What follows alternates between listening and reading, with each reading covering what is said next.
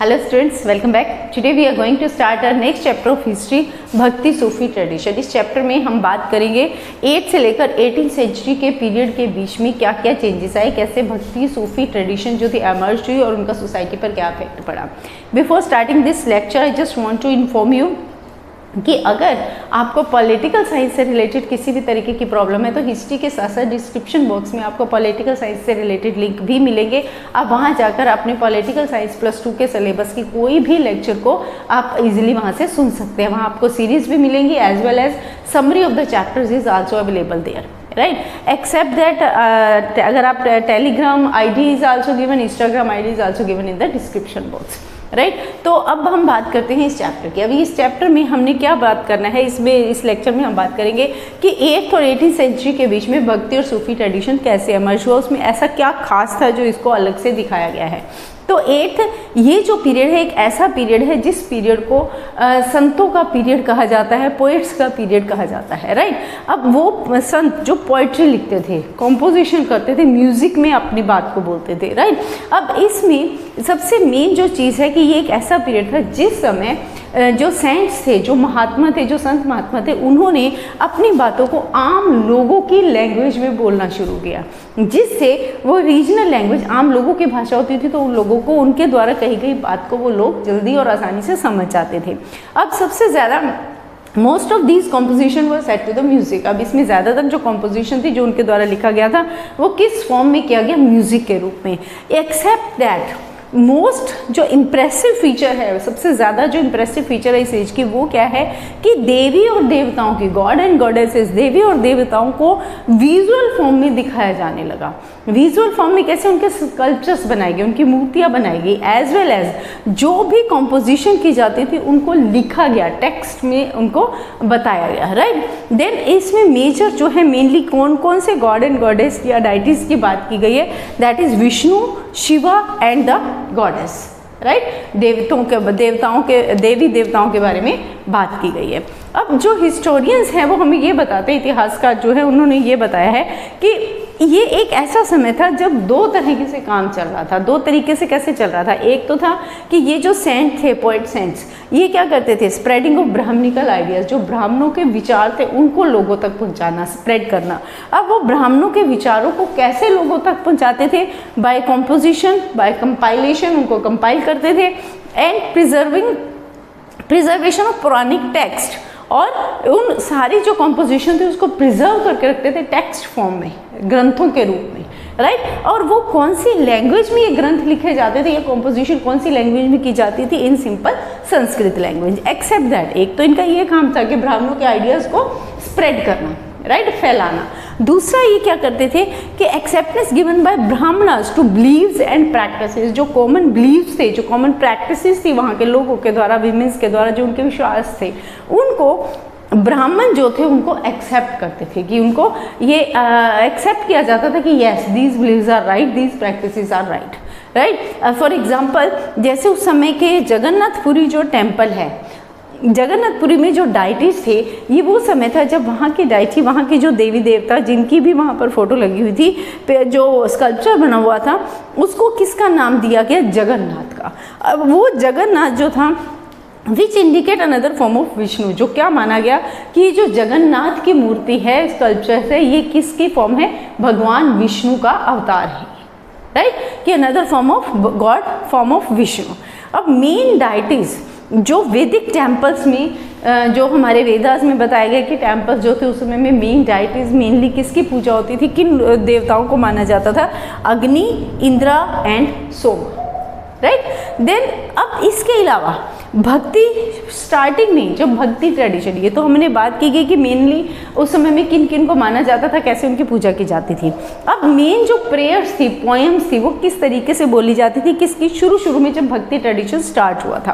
Poems of prayer, early tradition of bhakti. Many poets and saints were developed as leaders along with the community of the followers. बहुत सारे जो संत महात्मा थे, Saint थे, वो एक leaders के रूप में, एक नेता के रूप में, नेता not like the political leaders, नेता यानी कि अपने रिलीजन को लेकर, धार्मिक विचारों को लेकर उनमें एक अलग से गुरु के रूप में, वो एक लीडर के रूप में उभरे, राइट। अब उनमें उन्होंने क्या किया, उनके एक कम्युनिटी बन गई अलग से, उनके बहुत सारे फॉलोअर्स थे, अलग अलग लोग थे जो उनको फॉलो करते थे। जैसे आजकल भी है, कई गुरु हैं, उनमें गुरु में क्या है, हर गुरु के कितने सारे अलग से कम्युनिटी है, कोई एक गुरु ए को मान रहा है, कोई गुरु बी को मानता है, किसी का गुरु सी है, right. Same was at that time.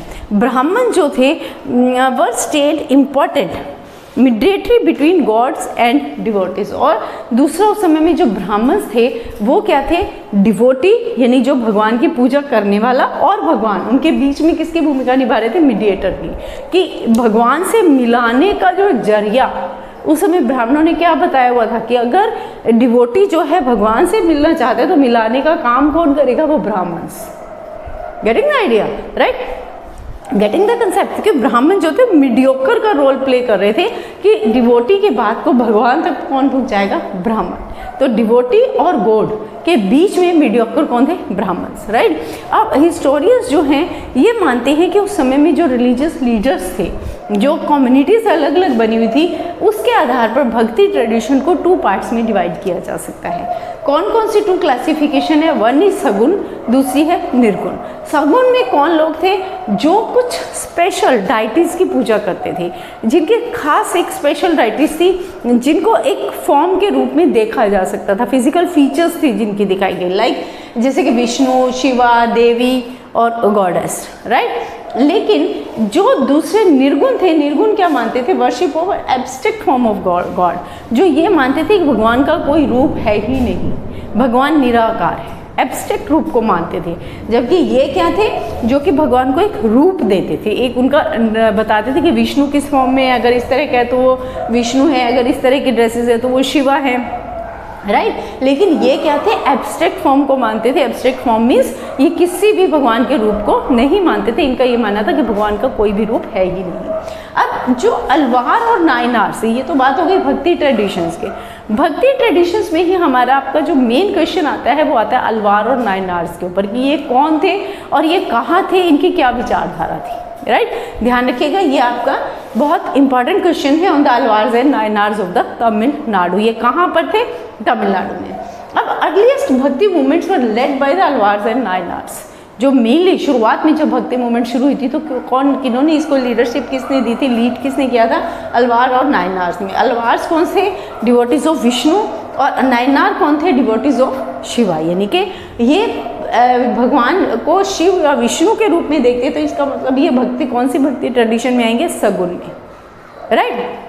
अब ये क्या करते थे, एक जगह से दूसरी जगह जाते थे, किसके लिए, भगवान की प्रेस में लोगों का भगवान के ऊपर भरोसा बनाने के लिए, ब्राह्मणिकल आइडियाज़ को फैलाने के लिए ये लोग भगवान की प्रेस में गाते थे, सिंगिंग करते थे, गीत गाते थे, राइट। और इन्होंने recognise certain religious places at abode of their devotional deities. बहुत सारे ऐसे प्लेसेस हैं जिनको इन्होंने अपने डिवोशनल, यानी जिनके प्रति इनकी डिवोशन थी, डिवोशन किसके प्रति थी, विष्णु और शिवा, राइट, उनका स्थान माना है। और बाद में उन्हीं को क्या नाम दे दिया गया, उनके ऊपर बहुत सारे टेम्पल्स बनाए गए और उन्हें होली प्लेसेस उनके रूप में कन्वर्ट कर दिया। और यही होली प्लेसेस बाद में क्या बन गए, पिलग्रिमेज सेंटर, तीर्थ यात्रा का स्थान, राइट।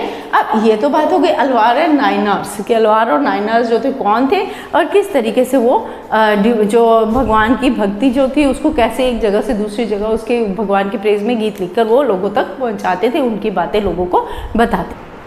अब अलवार और नायनार्स कास्टिज्म के बारे में क्या सोचते थे, कास्टिज्म के प्रति उनके क्या एटीट्यूड था, now we will discuss that. एक चीज़ आप ध्यान रखिएगा कि मोस्ट ऑफ द स्टूडेंट्स क्या करते हैं, when they listen the lecture और अपना टॉपिक शुरू करते हैं तो then they skip the video. उससे क्या होता है, आपको जो बेसिक कंसेप्ट है बीच में से कई जगह समझ नहीं आती हैं, तो इसलिए इट्स बेटर कि आप थोड़ा थोड़ा देखिए but listen it complete, so that concept जो भी आप शुरू कर रहे हैं जिसको भी समझ रहे हैं वो आपको अच्छे से समझ में आए। अब अलवार और नायनार जो थे उन्होंने कास्टिज्म के अगेंस्ट और ब्राह्मण की जो डोमिनेशन थी उस समय, जो सोसाइटी पर ब्राह्मण्स का होल्ड था, उसके अगेंस्ट आवाज़ उठाई। It was a beginning of to reform the system. यहाँ से जो सोशल सिस्टम में रिफॉर्म्स थे, जो सोशल सिस्टम में सुधार थे, उनकी शुरुआत हुई थी। Then this fact seems to be true for some extent because bhakti saint belong to different communities like Brahmanas, farmer, artisans, untouchables etcetera. अब ये कहना कि क्या वाकई ही अलवार और नायनार ने सोशल रिफॉर्म्स की बात की, क्या उन्होंने वाकई कास्टिज्म के अगेंस्ट और डोमिनेशन ऑफ ब्राह्मण्स के अगेंस्ट आवाज़ उठाई थी? तो इसका प्रूफ हमें कहाँ मिलता है? इसका प्रूफ हमें इस बात से लगता है कि मे बी ये जो कही गई बात है ये काफ़ी हद तक सही है, क्योंकि जितने भी भक्ति सेंट्स हुए हैं, भक्ति संत हुए हैं, उन्होंने ज़्यादातर वो अलग अलग कम्युनिटीज़ से बिलोंग करते थे। उसमें केवल ब्राह्मण नहीं थे, उनमें ब्राह्मण भी थे, फार्मर्स भी थे, आर्टिशियंस भी थे और इसके साथ साथ अनटचेबल पीपल्स भी थे। Right, untouchable people means those who belongs to the lower class. तो अगर वो सभी लोग इस कैटेगरी में से थे तो इट मीन्स कि ये काफ़ी हद तक ये बात मानी जा सकती है कि they oppose the caste system and dominance of the Brahmanas. अब दे क्लेम्ड, उन्होंने क्या कहा कि ऐसा नहीं है कि ब्राह्मण्स का एक काम इम्पॉर्टेंट है, उन्होंने कहा कि उनका जो काम है, whatever the work they are doing, वो भी इम्पॉर्टेंट है, क्योंकि उतना ही इम्पॉर्टेंट है जितना कि वेदास हैं। फॉर एग्जाम्पल एक कॉम्पोजिशन है अलवार्स के द्वारा, उस कॉम्पोजिशन का नाम क्या है? द नालयारा दिव्य प्रबंधन नाम का एक कॉम्पोजिशन है, एक कंपाइल किया गया है। इसमें जो कहाँ मेंशन है एज द तमिल वेदा, जिसको किसके बराबर, वेदास के बराबर उसको इम्पोर्टेंस दी गई है। तमिल लैंग्वेज के जो तमिल के वेदास हैं उनके उसमें इस बात की इसका जिक्र किया गया है, इसकी इम्पोर्टेंस उसके इक्वल है। देन अब विमेन डिवोटीज थी, तो बात हुई कि कास्ट के प्रति हमें कैसे मालूम पड़ता है कि उन्होंने कास्टिज्म के बारे में बात की है। देन विमेन्स की सिचुएशन क्या थी, क्या विमेन भी उनके विचारों को मानती थी? अब presence of women was an important feature of भक्ति ट्रेडिशन, कि क्या भक्ति ट्रेडिशन के समय जितने भी सेंट संत महात्मा हुए, क्या वो सिर्फ मेल थे या फीमेल भी थी, विमेन भी थी या ओनली मेन वर देयर? नहीं, बहुत सारे ऐसे प्रूफ मिलते हैं जो ये बताते हैं कि women devotees were also there. कौन से? For example the composition of Andal, Andal के कॉम्पोजिशन है। अंडोल कौन थी? एक विमेन जो अलवार के जो अलवार वर वाइडली संग एंड आर संग इवन टुडे, अलवार ट्रेडिशंस को मानने वाली उन्हीं की तरह वो एक अंडोल नाम की एक महिला थी, जिसके द्वारा लिखी हुई कॉम्पोजिशंस उस समय भी गाई जाती थी और आज भी गाई जाती हैं। इसके अलावा एक और डिवोटी है, डिवोटी ऑफ शिवा, जिसका नाम क्या है? She was known as Karaikal Ammaiyar, Karaikal Ammaiyar. अब इसकी भी जो कॉम्पोजिशंस हैं, ये कॉम्पोजिशन भी प्रिजर्व्ड हैं within the Nayanar tradition. अगर हम जहाँ भी नयनार ट्रेडिशंस की बात करते हैं वहाँ हम इस कॉम्पोजिशन की बात भी करते हैं। तो ये दोनों एग्जाम्पल क्या बताते हैं कि उस समय में women devotees were also there. Except that, अब स्टेट के साथ इन लोगों के क्या रिलेशन थे? जो अलवार्स थे, नायनार्स थे, स्टेट के साथ इनके रिलेशन कैसे थे? Poets of Tamil Bhakti started to show their opposition to Buddhism and Jainism। अब भक्ति सेंट्स जो थे उन्होंने धीरे धीरे उससे पहले जो बुद्धिज़्म और जैनिज़्म फैला हुआ था उसके अगेंस्ट आवाज़ उठानी शुरू की, उसको क्रिटिसाइज करना शुरू कर दिया। अब हिस्टोरियंस ये बताते हैं, इसका रीज़न क्या बताया है उन्होंने, that there was a competition between these religious communities, कि जितनी भी पहले जो ब्राह्मण्स की जो कम्युनिटीज़ थी उनकी डोमिनेशन थी, और उसके साथ फिर धीरे धीरे जो नई कम्युनिटीज़ एमर्ज होती गई, बुद्धिज़्म, जैनिज़्म, ये अलवार्स, नायनार्स, इन सब के बीच में एक स्टिफ कंपटीशन शुरू हो गया। राइट, तो इस कंपटीशन की वजह से हर कोई अपने आप को दूसरे से बेहतर जो था वो प्रूव करना चाहता था। That is why this was the reason कि इन्होंने भी जो अलवार और नायनार्स थे, इन्होंने बुद्धिज़्म और जैनिज़्म जो भक्ति संत थे, इन्होंने इसका भी विरोध करना शुरू कर दिया। अब जो पावरफुल, अब ये किस लिए करते थे? टू अटेन रॉयल पैट्रोनेज, कि जो राजसी ध्यान को, राजसी जो फैसिलिटीज़ वगैरह दी जाती थी उनको अपनी तरफ खींचने के लिए। द पावरफुल चोला रूलर, अब इसका कहाँ हमें एग्जाम्पल मिलता है? चोला रूलर्स की अगर हम बात करें, चोला रूलर्स कब से कब तक हुए हैं? From 9th to 13th century के बीच में कौन से रूलर्स थे? चोला रूलर्स। राइट, अब चोला रूलर्स जो थे वो ब्राह्मणिकल और भक्ति ट्रेडिशन दोनों को ही सपोर्ट करते थे। राइट, वो क्यों सपोर्ट करते थे? अब जब वो सपोर्ट करते थे, सपोर्ट उनकी कैसे शो होती थी कि they making land grant and constructed temples of Vishnu and Shiva. अब Vishnu and Shiva means Alvars and Nayanars as well as Brahmans जो हैं वो भी किसको मानते हैं, ब्राह्मणिकल आइडियाज़, उन्होंने भी भगवान विष्णु और शिव को माना है। तो इसके लिए उन्होंने कई सारे टेम्पल्स भी बनवाए। For example temple in Chidambaram, Thanjavur and Gangekota Cholpuram. I have written in here in Hindi so that you can pronounce this better, right? Gangekota Cholpuram ये एग्जाम्पल है उन टेम्पल्स के जो किसने बनवाए हैं, चोला रूलर्स ने, राइट? इसके अलावा ये वो समय था when bronze sculptures of Shiva were also produce, जहाँ शिव के ब्रॉन्ज के जो थे स्कल्पचर्स, ब्रॉन्ज की मूर्तियाँ बनानी भी शुरू हो गई।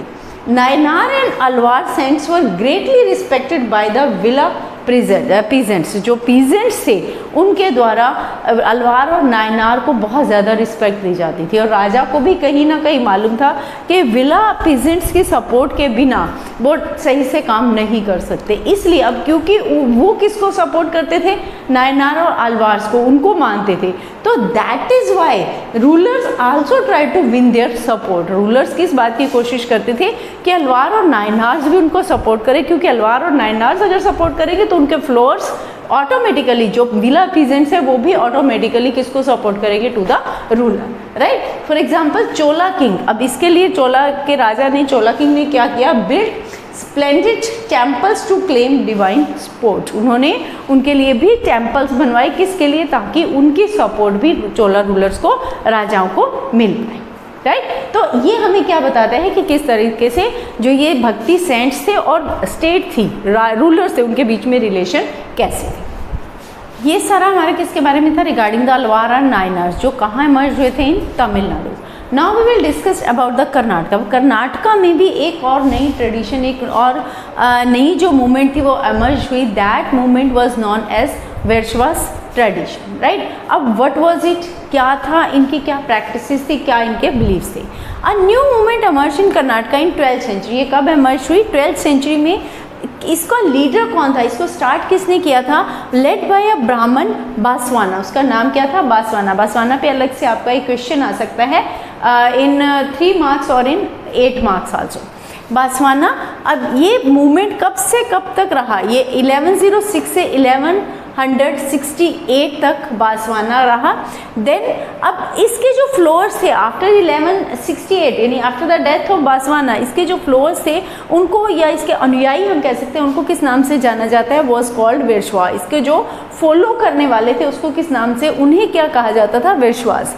विश्वास मीन्स हीरोज ऑफ शिवा, यानी जो शिव के हीरो हैं, जो भगवान शिव में विश्वास रखते हैं। और इनका एक अनदर नेम था, दूसरा नाम क्या था, लिंग्याज, वीवर्स ऑफ लिंगा, राइट? तो लिंग्याज पे भी बहुत बार जो है लॉन्ग क्वेश्चन आ जाता है।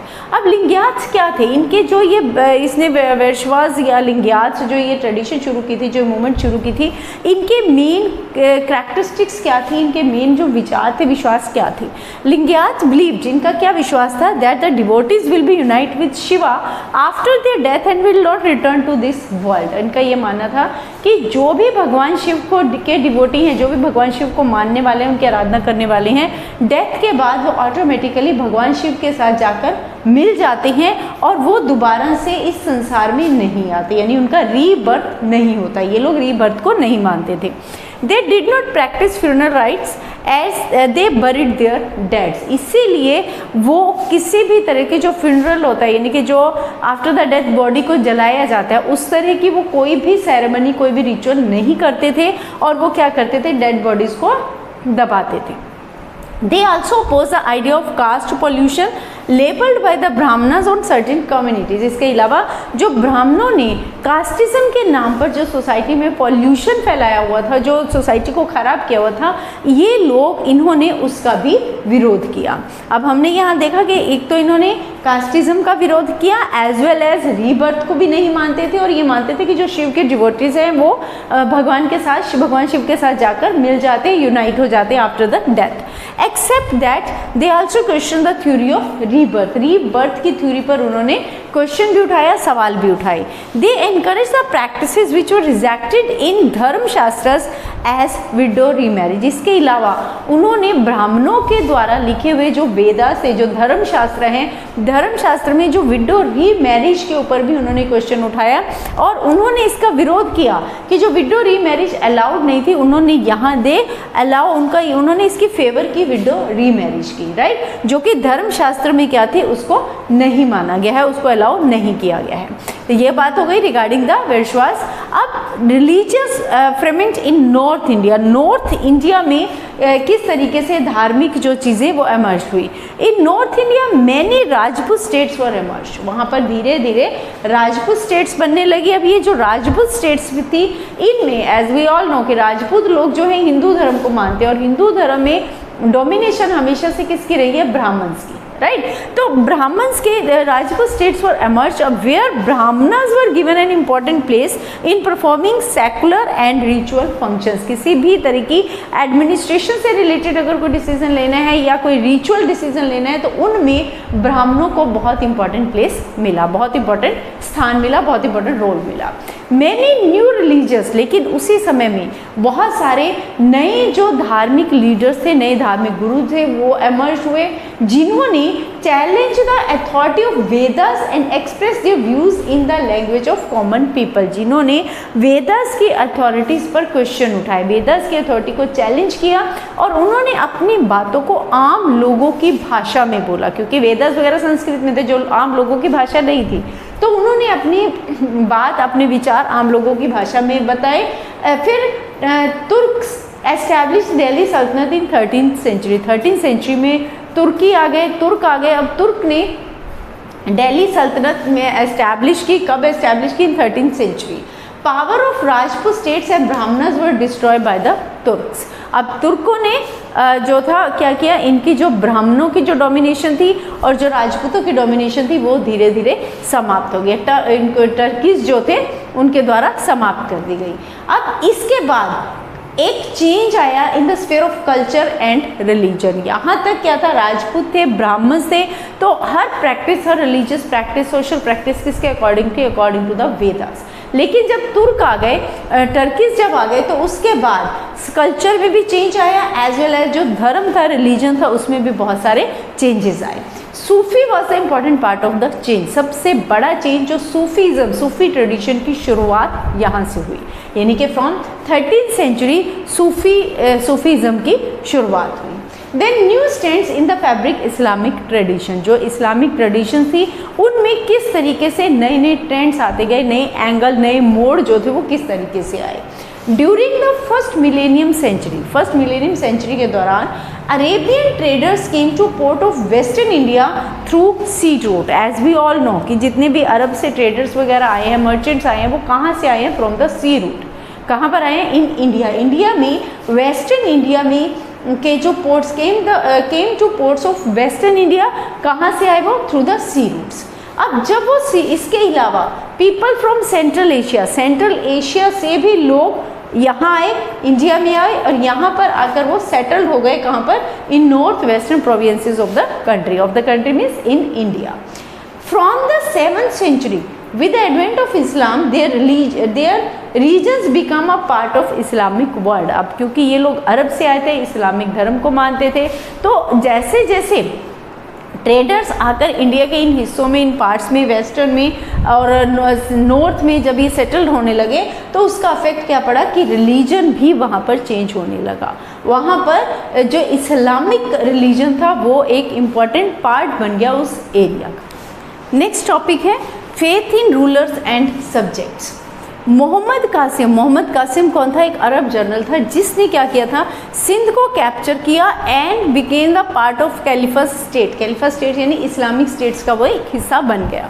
इन 13th century Turkish and Afghan, जो तुर्क थे और जो अफगानिस थे, उन्होंने दिल्ली सल्तनत को एस्टैब्लिश किया and other parts of the sub continent, यानी सब कॉन्टिनेंट के दूसरे भागों में भी इन्होंने अपनी डोमिनेशन, अपना रूल जो था वो एस्टैब्लिश किया।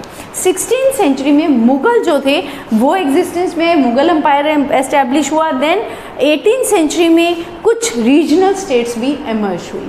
अब जितनी भी ये मुस्लिम स्टेट थे, रीजनल स्टेट थी, जो इस्लामिक पार्ट थे, अल्मा जो था, अल्मा का काम क्या था, guided the Muslim rulers theoretically.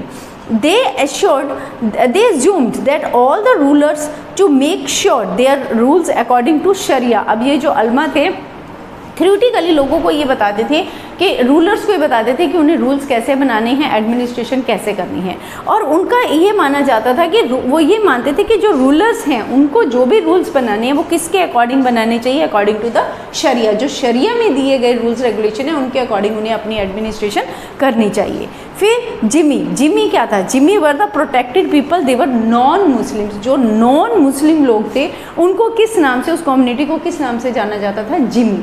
अब जिमी में कौन कौन से लोग इंक्लूडेड थे इस कम्युनिटी में? किन लोगों को कंसिडर किया जाता था? Hindu, Jain, Jews and Christians को।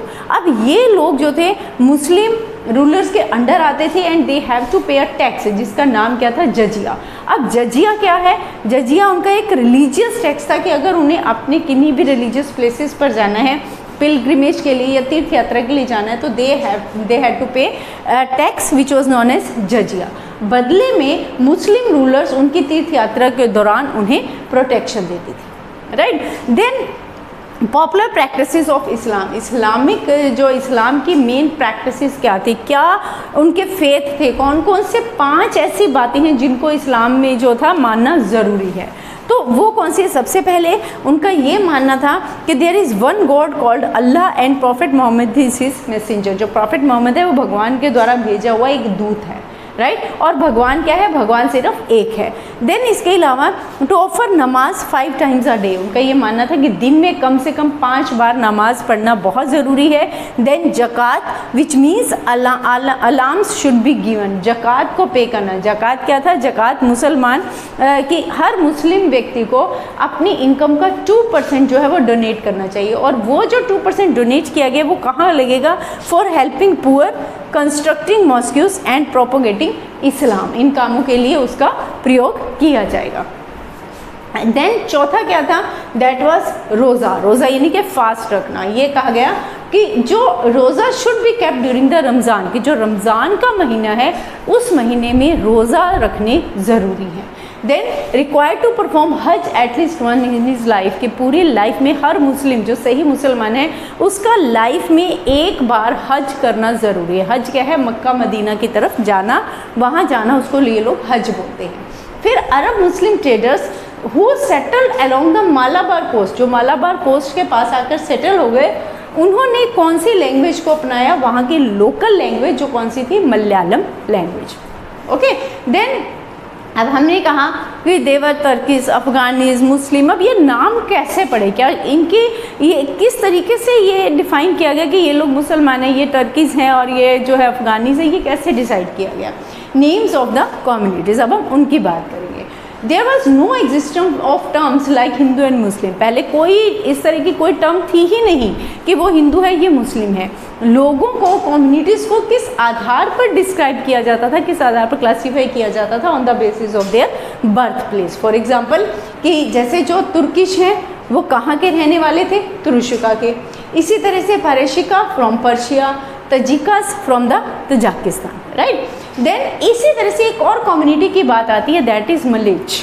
अब ये मलेच कम्युनिटी कौन थी? मलेच कम्युनिटी ऐसी कम्युनिटी थी जो ये मानती थी कि कास्ट सोसाइटी जो है उसके नियमों को, एक ऐसी सोसाइटी जो कास्टिज्म पर बेस्ड हो, सोसाइटी को, उस सोसाइटी के नॉर्म्स और रूल्स को वो नहीं मानते थे। इसके साथ साथ वो जो लैंग्वेज बोलते थे वो भी लैंग्वेज कौन सी थी? Which are not derived from Sanskrit, जो संस्कृत भाषा से निकली हुई ना।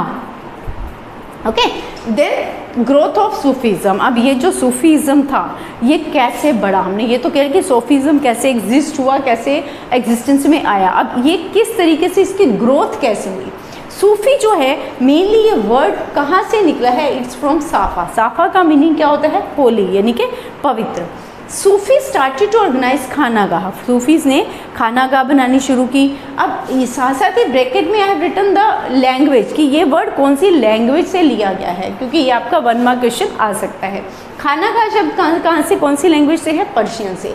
विच was controlled by the teaching master known as sheikh. उसको कंट्रोल कौन करता था? शेख। अब ये शेख वर्ड कौन सी लैंग्वेज का है? अरेबिक लैंग्वेज का।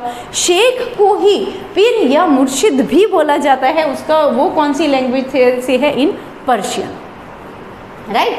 देन ही इनरोल्ड, उसका काम क्या होता था शेख का? इनरोलमेंट ऑफ मुरीद यानी कि फ्लोअर्स, डिसिप्लिन्स, जो शिष्य अनुयायी, उनको इनरोल करना, एंड अपॉइंटेड अ खलीफा मतलब सक्सेसर, कि नेक्स्ट जो है सक्सेसर इस्लामिक गुरु जो रिलीजियस लीडर है वो कौन बनेगा। Then he establish rules for spiritual conduct, rules establish करता था, as well as emphasize on seeking the salvation. इसके अलावा वो क्या बताता था कि अगर मोक्ष की प्राप्ति करनी है तो मोक्ष की प्राप्ति के लिए dedication and bhakti of god is required, कि आप डेडिकेशन के साथ भगवान की भक्ति करें। Then Sufi silsilas begin to organise in different parts of the Islamic world around 12th century के आसपास डिफरेंट पार्ट्स ऑफ वर्ल्ड में जो थे सूफी सिलसिलास ऑर्गेनाइज होने शुरू हुए। अब what is the meaning of सिलसिला? अभी सिलसिला क्या है? सिलसिला is a chain which signified a continuous link between a master and his disciples, यानी जो मास्टर है, जो रिलीजियस लीडर है, गुरु है, और उसके फ्लोअर्स के बीच में, उसके शिष्य के अनुयायी के बीच के जो डायरेक्ट रिलेशन है उनको दिखाता है। ये माना जाता है कि जो मास्टर है वो मीडिएटर का रोल प्ले करता है between the god and the follower और disciples, right. Then tomb shrine become the centres of devotion of followers with the death of sheikh. अब जब शेख्स की डेथ हो गई, जो कि उनके रिलीजियस टीचर्स थे, जो शेख की डेथ के बाद उनकी जहाँ पर बॉडी को दबाया जाता है, बरीड किया जाता है, वहाँ पर क्या बनाया गया? Tom shrine. श्राइन मीन्स मंदिर, यानी उनको रिलीजियस प्लेसेस का नाम दिया गया, और वो क्या बने? Devotion of the centre of the devotion for the Islamic peoples. It encourage the जियारत, जियारत मीन्स तीर्थ यात्रा। इट इनकरेज द जियारत टू हिज ग्रेव। अब जो उनकी ग्रेव थी, जो उनकी वो कब्र थी, वहाँ पर जाना अब क्या माना गया कि वहाँ लोग जाते थे और वहीं अपनी डिवोशंस दिखाते थे, और उसको क्या माना जाता था? तीर्थ यात्रा, या जिसको हम क्या बोलते हैं? जियारत। मैनी रेडिकल्स द खानगा, बहुत सारे ऐसे लोग थे जिन्होंने खानगा का मजाक भी उड़ाया, एंड टुक द मीडियंसी, और उन्होंने मतलब एक जैसे डोर टू डोर, जैसे महात्मा बुद्ध को मानने वाले क्या करते थे? भिक्षम शरणम गच्छामि, कुछ इस टाइप से है ना उनका, कि वो भिक्षा मांगते थे, डोर टू डोर जाकर वो कलेक्ट करते थे, खाना लेते थे और फिर उसी को ही खाते थे। तो इसी तरीके से उस समय में भी बहुत सारे लोग थे जिन्होंने खानागाह को एक्सेप्ट नहीं किया, बल्कि उसका मजाक उड़ाया, और उन्होंने एक ऐसी लाइफ को चूज़ किया जिसमें वो क्या करते थे? That was known as mendicancy. इसका मीनिंग है कि like a beggar and practice of begging, मांग कर खाना, एंड लिव्ड अनमैरिड लाइफ, और पूरा जीवन उन्होंने अविवाहित या अनमैरिड लाइफ व्यतीत की। देवर नॉन एज, ऐसे लोगों को जो अनमैरिड रहे, जिन्होंने उदासी का जीवन व्यतीत किया, जिन्होंने एक लोगों से मांग कर इकट्ठ खाया, उन लोगों को किस नाम से जाना जाता है? देवर नॉन एज कलंदर, मद्रासी और मलंग्स। उनको अलग अलग कई नामों से पुकारा जाता है। कुछ लोग उन्हें कलंदर के नाम से जानते, कुछ मद्रासीज के नाम से जानते, कुछ उन्हें मलंग्स के नाम से भी जानते थे। दे इग्नोर्ड, अब ये जो कलंदर, मद्रासीज या मलंग्स थे, इन्होंने किस चीज़ को इग्नोर किया? They ignore rituals and observe extreme form of asceticism. Asceticism मतलब वैराग्य, दुनियादारी को छोड़ देना। Then the most popular dargah, अब इसके बाद दरगाह बननी शुरू हुई। अब वो दरगाह क्या थी? सबसे मेन जो इम्पोर्टेंट दरगाह, पॉपुलर दरगाह है, वो दरगाह कौन सी है? दरगाह ख्वाजा मोइनुद्दीन चिश्ती की। ये दरगाह कहाँ पर है? एट अजमेर, और इसको किस और नाम से भी पुकारा जाता है? आल्सो नॉन एज गरीब नवाज, राइट। ये आपका 1 मार्क क्वेश्चन आ सकता है कि where is the dargah of Khwaja Moinuddin Chishti, और which dargah is situated at Ajmer, right. What's another name of this? This dargah was situated on the trade route linking Delhi and Gujarat. अब ये जो दरगाह एक ऐसी जगह पर, एक ऐसे एरिया में है जो कि लिंक रूट है, किसके लिए? ट्रेड के लिए। दिल्ली और जयपुर के बीच में जो ट्रेडिंग लिंक है ये वहाँ पर पड़ती है, ऑन द रोड है। It became popular by 16th century, 16th century में तक ये बहुत ज़्यादा पॉपुलर हो चुकी थी। अकबर जो था, अकबर ने भी इस दरगाह पर, कौन सी दरगाह पर? अकबर 14 टाइम्स गया ख्वाजा मोइनुद्दीन चिश्ती की दरगाह पर, जो कहाँ पर है? अजमेर में, राइट। इसके बाद फिर नेक्स्ट जो आपका टॉपिक है इस चैप्टर में, दैट कम्स रिगार्डिंग द चिश्तीस। अब ये चिश्तीस कौन थे? चिश्तीस वन ग्रुप ऑफ सूफी। ये जो सूफीज़म, अभी हम उसी की बात करें कि सूफीज़म कैसे ग्रो हुआ। तो सूफीज़म में ही एक ग्रुप ऑफ सूफीज थे जो कि इंडिया में कब आए? Which came to India in late 20th century.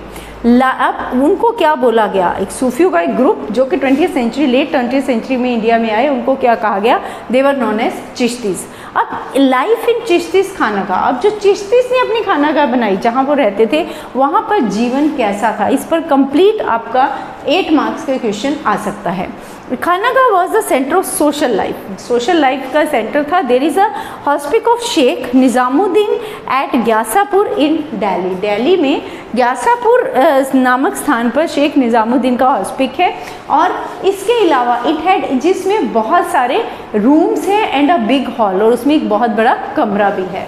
The sheikh lived in a small room on the roof of the hall, hall की जो छत के ऊपर एक छोटा सा कमरा बना हुआ है जिसमें कि शेख रहा करता था, right.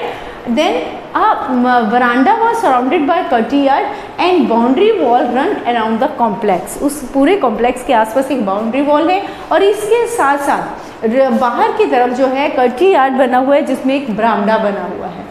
Due to fear caused by Mongol invention, मंगोलों के आक्रमण के डर की वजह से people from neighbouring area took shelter here, जो आसपास के एरिया से जहाँ पर मंगोलों के आक्रमण का डर था, इन्वेशन का डर था, जो वहाँ के लोग थे आसपास के, उन्होंने यहाँ पर शेल्टर लिया हुआ था, यहाँ पर शरण ली हुई थी।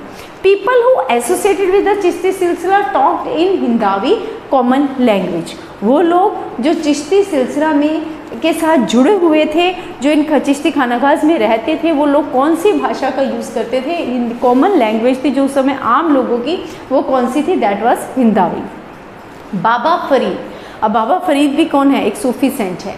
बाबा फरीद सूफी सेंट थे।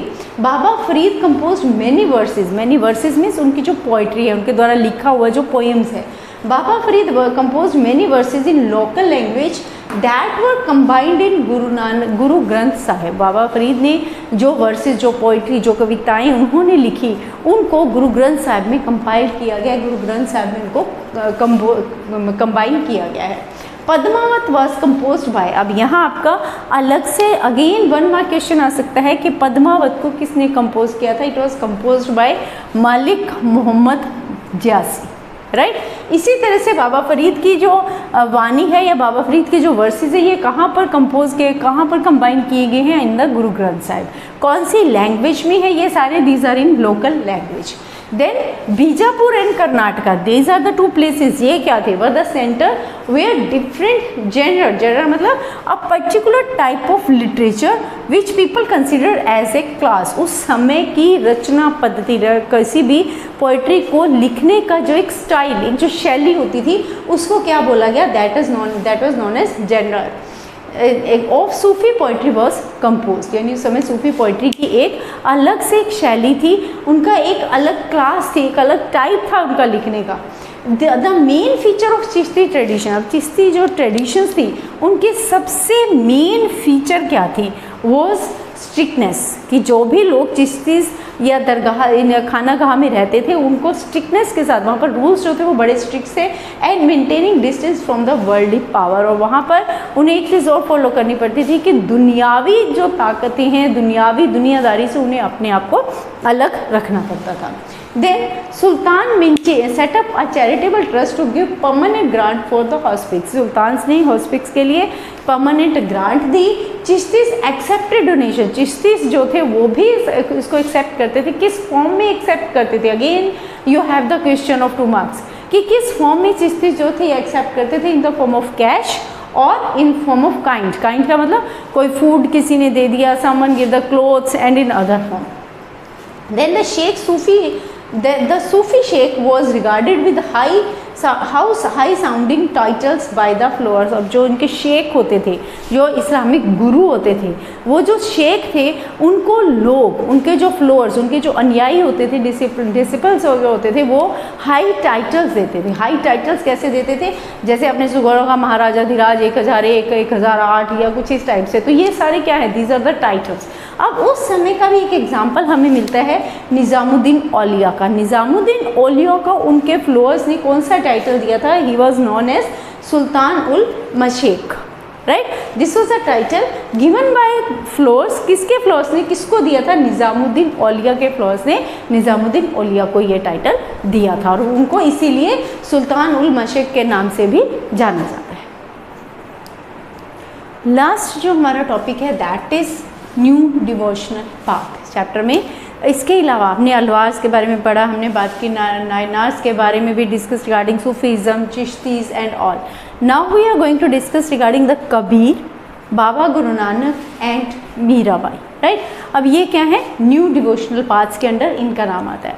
सबसे पहले हम बात करते हैं कबीर की। इन तीनों के ऊपर ही आपका सेपरेट 8 मार्क्स क्वेश्चन भी आ सकता है, एज वेल एज 3 मार्क्स में भी इनके बारे में पूछा जा सकता है। अब कबीर के बारे में हम बात करते हैं तो कबीर में क्या है, सबसे पहले वेयर ही टुक बर्थ, इनका बर्थ कहाँ पर हुआ, वाराणसी में। अब इनके बर्थ के बारे में भी अलग अलग कहानी है, कन्फ्लिक्ट्स हैं। कुछ लोग कहते हैं कि इनका जन्म हिंदू परिवार में हुआ, कुछ कहते हैं कि नहीं ये जन्म से मुसलमान थे, right. And then some believes, कुछ ये मानते हैं कि that he was born as Hindu and brought up by a Muslim weaver. उनका ये मानना है कि जन्म तो इनका हिंदू परिवार में हुआ, लेकिन इनका पालन पोषण इनको बड़ा किसने किया, एक मुस्लिम जुलाहा। वीवर्स कौन होते हैं, जुलाहा, जो कपड़े वगैरह बनाने का काम करते हैं, राइट। इनिशिएटेड, अब इनके गुरु कौन थे जिन्होंने इन्हें भक्ति के रास्ते पर डाला, इनिशिएटेड टू भक्ति बाय हिज गुरु रामानंद। ये सारे ही आपके 1 मार्क क्वेश्चन बन सकते हैं। Then Kabir used a range of tradition to describe the ultimate reality like Islamic tradition. इन्होंने, क्योंकि इनका जो पालन पोषण था वो एक मुस्लिम फैमिली ने किया था, तो इन्होंने जो ट्रेडिशंस को, भगवान के अल्टीमेट रियलिटी को जब एक्सप्लेन किया, गॉड के बारे में जब एक्सप्लेनेशन दी, तो वो उनको किस फॉर्म में इन्होंने एक्सप्लेन किया, according to the Islamic traditions. Then he called ultimate reality, उन्होंने अल्टीमेट रियलिटी यानी उस भगवान, उस खुदा को किस नाम से बोला, अल्लाह, हजरत, खुदा and Pir. He use some other terms, इसके अलावा कई जगह इन्होंने कुछ दूसरे शब्दों का भी प्रयोग किया है। When he was influenced by the Vedantic, जब वेदांतिक ट्रेडिशन से ये इन्फ्लुएंस्ड हुए, प्रभावित हुए, तो इन्होंने उस अल्टीमेट रियलिटी के लिए कुछ और शब्द भी यूज़ किए हैं, लाइक अलग, अलग का मतलब अनसीन, जिन्हें देखा नहीं जा सकता, एंड निराकार मीन्स जिसका कोई भी आकार नहीं है, etcetera. Some of the poems of Kabir supported the Islamic idea of monotheism, monotheism मतलब एकेश्वरवाद, यानी भगवान एक है। इनकी जो पोएम्स हैं, इनके जो वर्सेस हैं, वो इस्लामिक आइडिया जिसके अकॉर्डिंग कि भगवान एक है, Allah is, God is one, Allah is one, तो उसको भी सपोर्ट करती हैं, एज वेल एज आइक्नोलिज्म यानी मूर्ति भंजन, मूर्ति तोड़ना यानी मूर्ति पूजा का विरोध करना, and denounce the Hindu polytheism and ideal worship. और इसके अलावा ये जो हिंदुइज्म में बहु ईश्वरवाद की बात की गई है, बहुत सारे रूपों की बात की गई उसका, और साथ साथ मूर्ति पूजा का भी विरोध करते हैं। वर्सेस यानी कि poetry of Kabir have been compiled in 3 distinct tradition, 3 तरीके से 3 जगह पर 3 ट्रेडिशंस में इनकी जो पोइट्री, इनके जो वर्सेस है उनको कंपाइल किया गया है। कहाँ है, सबसे पहले अब यहाँ ये आपका अलग से 3 मार्क्स का क्वेश्चन बन जाता है कि कबीर की जो वाणी है उनको कहाँ पर किस तरीके से कंपोज किया गया है। फर्स्ट वन इज कबीर बीजक। कबीर बीजक क्या है, which is preserved by the Kabir Panth इन वाराणसी। जो वाराणसी में कबीर पंथ को मानने वाले थे, कबीर के जो अनुयायी थे, उनके द्वारा उनकी वाणी को, उनके वर्सेस को, उनकी पोइट्री को जो कंपाइल करके रखा गया है, उसे प्रिजर्व किया गया है, उसे किस नाम से जाना जाता है, Kabir Bijak. And second one is Kabir Granthavali. अब ये कबीर ग्रंथावली क्या है, which was associated with the Dadu Panth in Rajasthan. दादू दयाल एक बहुत बड़े संत हुए हैं, तो वो लोग जो दादू दयाल को अपना गुरु मानते हैं, उनको किस नाम से जाना जाता है, दादू पंथ के नाम से, राइट। तो उन्होंने भी, जो कि राजस्थान है, उन्होंने कबीर की वाणी को, कबीर के वर्सेस को कंपाइल किया, तो उसे क्या बोला गया, Kabir Granthavali. And third one is that many of his compositions are found in Adi Granth Sahib. जो आदि ग्रंथ साहिब है उसमें भी इनकी बहुत सारी वाणी जो है वो मिलती है। Then this is all about the Kabir. अब हम बात करते हैं next one is Guru Nanak. अब बाबा गुरु नानक का जन्म कब हुआ था, 1469 में, और इनकी डेथ कब हुई थी, 1539 में। 1469 टू 1539। बर्थ प्लेस कौन सा है इनका, कहाँ पर ये इनका जन्म हुआ, ननकाना साहेब इन हिंदू फैमिली। हिंदू फैमिली में ननकाना साहिब में, जो कि अब पाकिस्तान में है। और इनकी जो डेथ हुई थी वो भी कहाँ हुई थी? करतारपुर। ये भी कहाँ है? दोनों ही एरियाज पाकिस्तान में हैं। देन टीचिंग्स, बाबा गुरु नानक की टीचिंग्स, उनके उपदेश क्या थे? First one, he rejected the external practices, जो बाहरी आडंबर है, आडंबरवाद का उन्होंने विरोध किया। Of the religions he saw around him, जो अपने आसपास धर्म के नाम पर जो आडंबर किए जाते थे उनका उन्होंने विरोध किया।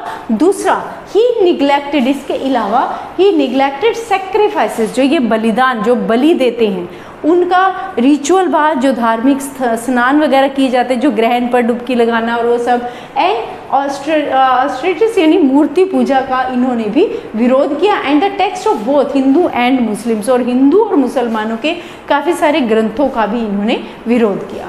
Then there is no form of absolute और रब, ये क्या मानते थे कि भगवान का कोई भी एब्सोल्यूट रब यानी भगवान का कोई भी रूप नहीं है, उसे किसी भी रूप में नहीं देखा जा, डिफाइन नहीं किया जा सकता। ही सजेस्टेड, उन्होंने क्या एक सिंपल तरीका सजेस्ट किया, very simple way to connect the divine by recalling and repeating the divine name, expressing his ideas through hands और शब्द। उन्होंने कहा कि हम शब्द बोलकर, गुरबानी बोलकर, भगवान का नाम लेकर, और इसके अलावा उस भगवान के नाम को, डिवाइन नेम को बार बार रिकॉल करके, बार बार रिपीट करके हम उस परमात्मा को प्राप्त कर सकते हैं, उस परमात्मा के साथ कनेक्ट हो सकते हैं। Then he set up rules for assembled worship. Assembled worship का मतलब क्या है? संगत, जहाँ पर लोग मिलकर सत्संग और भजन वगैरह करते हैं, तो उसके लिए भी उन्होंने रूल्स बनाए।